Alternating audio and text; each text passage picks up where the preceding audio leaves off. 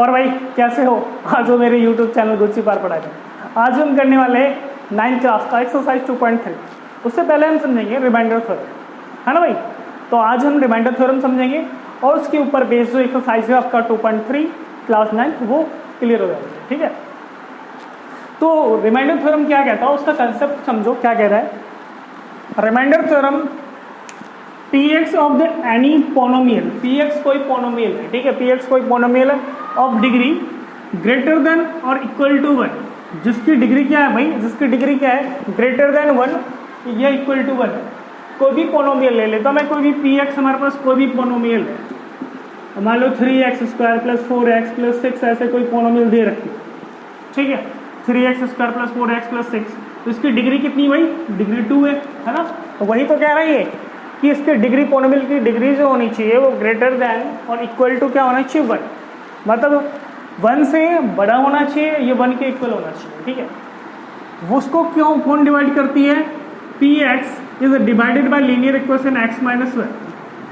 इसका मतलब ये कह रहा है कि x - 1 को x - 1 से अगर px को डिवाइड करते हैं, px हमारा कोई पोनोमियल है उसको डिवाइड करते हैं तो जो हमारे पास रिमाइंडर आती है वो क्या आती है भाई, pa के इक्वल आती है। ये रिमाइंडर थ्योरम कहता है। Let a be the any real number if px is divided by linear equation x - 1 से px को डिवाइड करते हैं तो reminder is pa।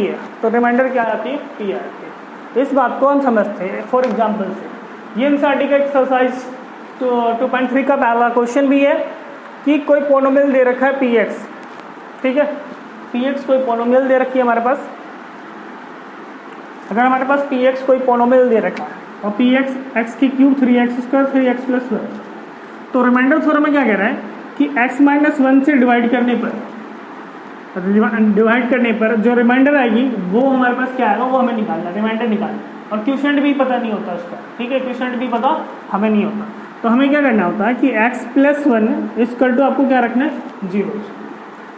x plus में इधर उठा के ले जाओगे तो आपके पास x इक्वल टू क्या आ जाएगी, माइनस, ठीक है, x equal to minus.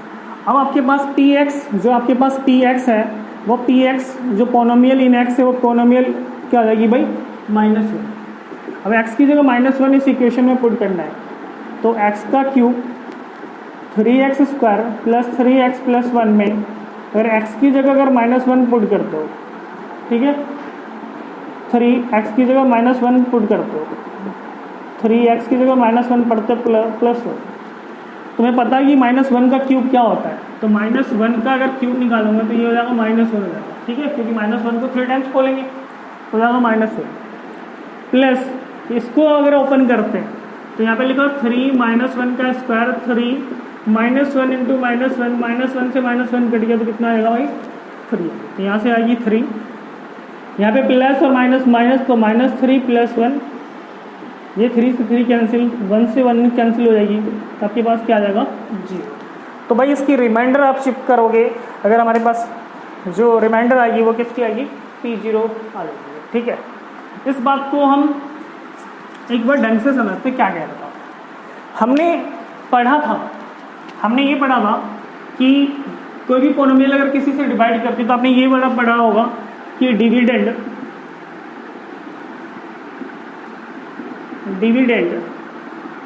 Equal to divisor quotient plus remainder होती है। आपने पढ़ा होगा dividend equal to divisor multiple quotient plus remainder. अगर हम यहाँ पे डिविडेंड की बात करते हैं तो किससे डिविडेंड कितनी है हमारे पास, x³ 3x² 3x + 1, और डिवीज़र जो हमारे पास है वो x + 1 से हम डिवाइड कर रहे हैं, x + 1, और क्वोशिएंट जो हमारे पास क्वोशिएंट जो आ रही है वो हमारे पास यहाँ पे फाइंड आउट नहीं हो रही है, ठीक है, प्लस जो हमारे पास क्वोशिएंट है वो पता नहीं है, लेकिन रिमाइंडर क्या आ रही है इसकी, 0 है, ठीक है। इसको हम अगर दूसरे सिंपल मेथड से समझते हैं, जो हमारे पास सिंपल मेथड है, जो डिवीजन मेथड आपके पास, उससे अगर डिवाइड करके देखोगे तो अगर हमें x + 1 को इस पोनोमियल से डिवाइड करनी, इस पोनोमियल को डिवाइड करनी है ना भाई, ये डिवीजन मेथड है, लॉन्ग डिवीजन मेथड जो हमारे पास एक्स वाला है। तो हम क्या करते हैं, इस डिवीजन मेथड को करने के लिए हमें पता है कि हमें एक्स की क्यूब लानी होती है। तो एक्स की क्यूब लाने के लिए आपको यहाँ पे क्या रखना होगा, एक्स स्क्वायर रखनी होगी। अगर हम एक्स प्लस 1 को अगर एक्स स्क्वायर से मल्टीप्लाई करेंगे तो एक्स की पावर 3 और एक्स स्क्वायर आ जाएगा। तो एक्स की पावर 3 प्लस एक्स स्क्वायर। इसके बाद क्या करना है आपको कि जिसकी पावर सबसे ज़्यादा हो ना वो कैंसिल होनी चाहिए लॉन्ग डिवीजन मेथड में। तो ये भाई ये साइन चेंज करना पड़ेगा, प्लस है तो माइनस हो जाएगी, नीचे के साइन से साइन चेंज होगा तो ये कैंसिल हो जाएगी। ये प्लस का और ये माइनस का, तो प्लस माइनस माइनस तो जाएगा 2x square plus 3x plus. अब हमें x प्लस 1 को किससे मल्टीप्लाई करेगा कि इससे मैक्सिमम पावर जो x की पावर 2 वो कैंसिल होना चाहिए। ये पावर इसकी जगह है तो हमें x 2x से करवा। तो देखो भाई 2x से करोगे तो आपके पास 2x स्क्वायर प्लस 2x आ गया। आइए आपने किससे कर दिया 2x।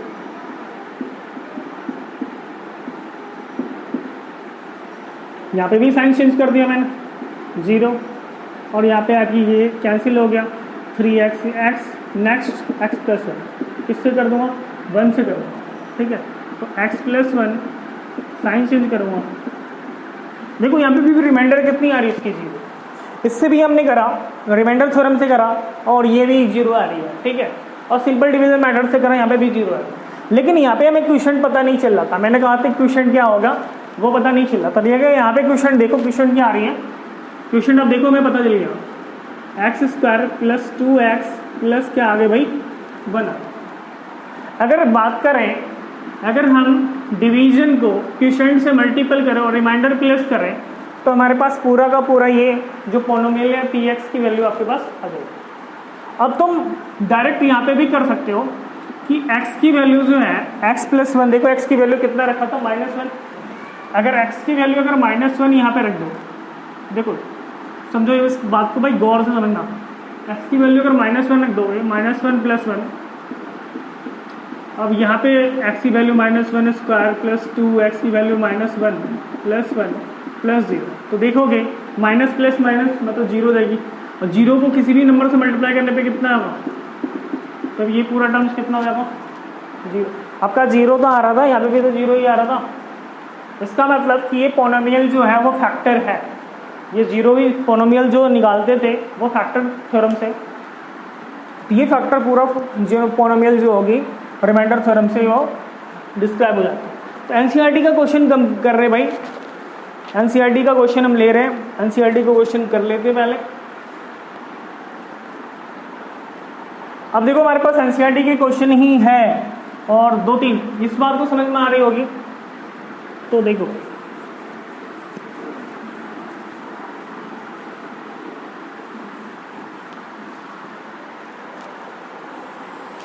क्वेश्चन में है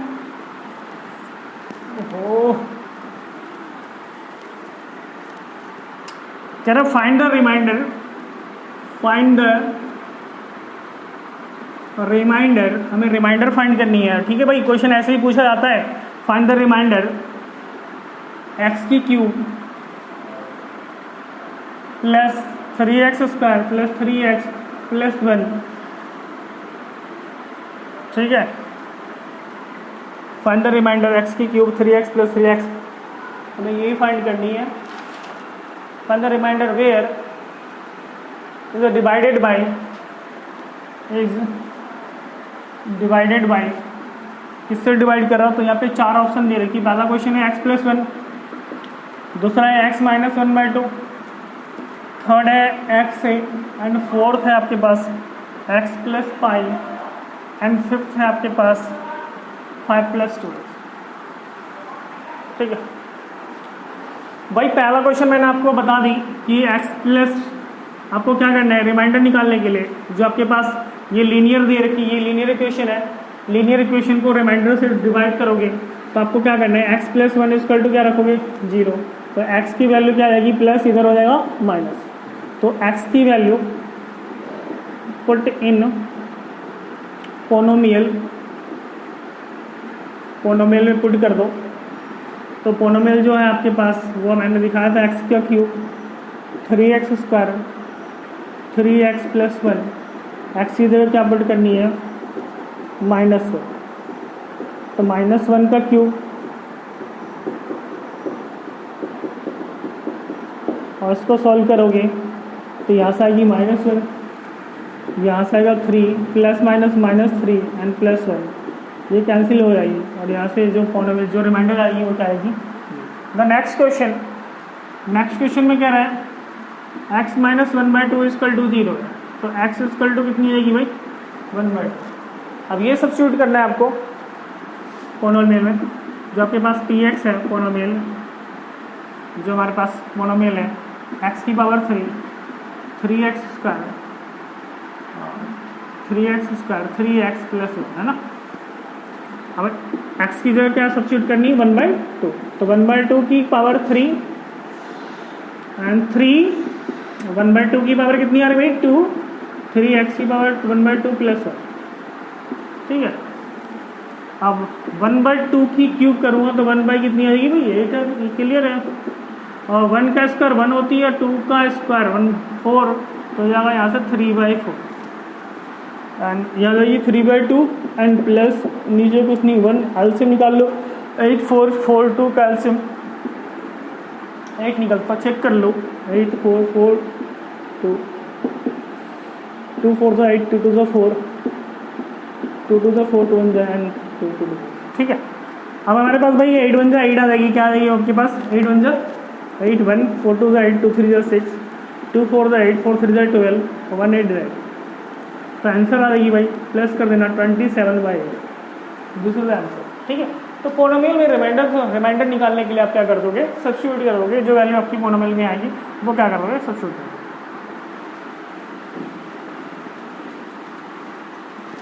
नेक्स्ट में कह रहा भाई कि पोनोमियल जो आपके पास px है, जो भी है थर्ड क्वेश्चन के लिए x का क्यूब 3x², 3x + 1, और कह रहा है x ही रखनी है, तो भाई x रखोगे, सॉरी यहाँ पे हमारा कह रहा है p, यहाँ पे x है, तो x = क्या है आपके पास 0, तो भाई पोनोमियल में x की जगह क्या रखनी है 0 कर दो, क्योंकि हम 0 लेके करते हैं ना सब्स्टिट्यूट 0 लेके करते हैं। अगर हमारे पास x - 1 हो तो 0 करते हैं, तो x = क्या हो जाता है 1, x + 1 हो तो 0 लेके करते हैं तो x - 1। अब यहाँ पे x दे रखा तो x = 0, x किसके इक्वल है 0 के इक्वल है, तो 0 के इक्वल 0 रख लो भैया, है ना।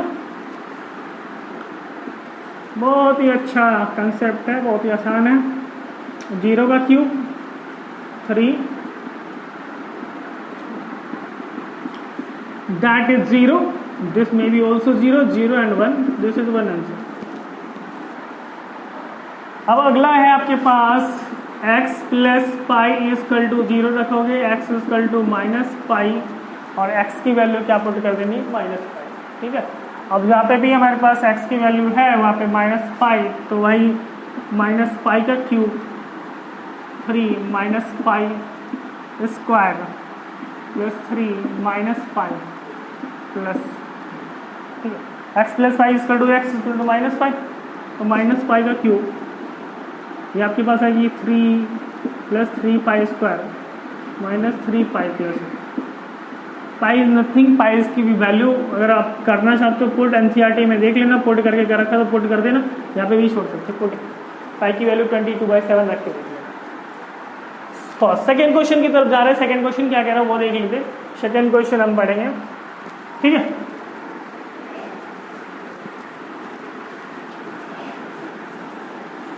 ओ भाई सेकेंड क्वेश्चन भी ये ऐसे ही है भाई आपके पास, इसमें क्या रहा है सेकेंड क्वेश्चन आपके पास है find the reminder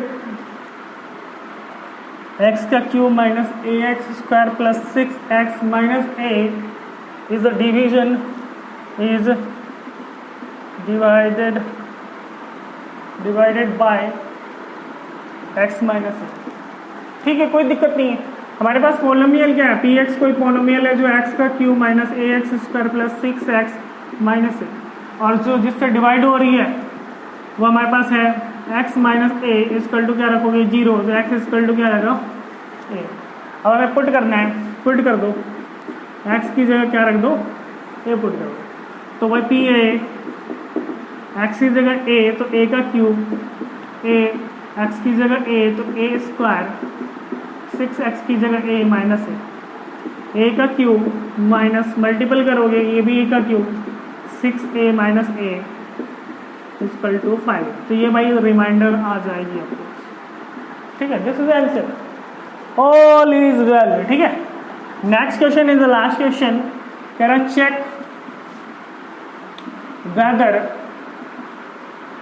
7 + 3x is a factor the factor of 3x square plus 3x की क्यूब प्लस 7x। तो हमने पढ़ा है कि फैक्टर तब होती है जब इसकी रिमाइंडर जो आएगी वो 0 आ जाए, हाँ, या मतलब जो पूरा डिविजिबल हो जाए। तो भाई ये फैक्टर क्या रहा है, ये इसका फैक्टर है, तो हम कहते हैं 7 + 3x = 0। तो 3x = -7, x = -7/3। वही काम करना है। अगर इसमें ये वैल्यू इसमें जाके पुट कर देना, अगर इसकी वैल्यू अगर 0 आ जाए तो ये फैक्टर होगी, अगर इसकी वैल्यू 0 नहीं आएगी तो ये वैल्यू 3x की पावर 3 + 7x, आप 3x 7/3 पुट कर दो, माइनस क्या रखना भाई 7/3। ऐसे भी देखोगे आपके पास 7 का क्यूब कर दो, कितना आता भाई 7 का क्यूब 343, तो भाई -343 और 27 49/3। तो मेरे को लगता नहीं कि ये 0 हो पाएगा, क्योंकि एलसीएम निकालोगे 3 9 = 27, यहाँ पे 9 आएगी, एलसीएम निकालने पर कुछ माइनस में कुछ आंसर आ जाएगा 490 कुछ समथिंग आएगी। तो भाई 419/9 आ जाएगी, एलसीएम निकालोगे। तो ये जो पोनोमियल होगी वो 0 नहीं हो पाएगी इसकी। तो इसमें क्या करोगे, no it is not factor. Factor कब होगी, फैक्टर का मतलब होता है कि आपके पास जो रिमाइंडर आनी चाहिए वो क्या आना चाहिए। Pause the video, note it down.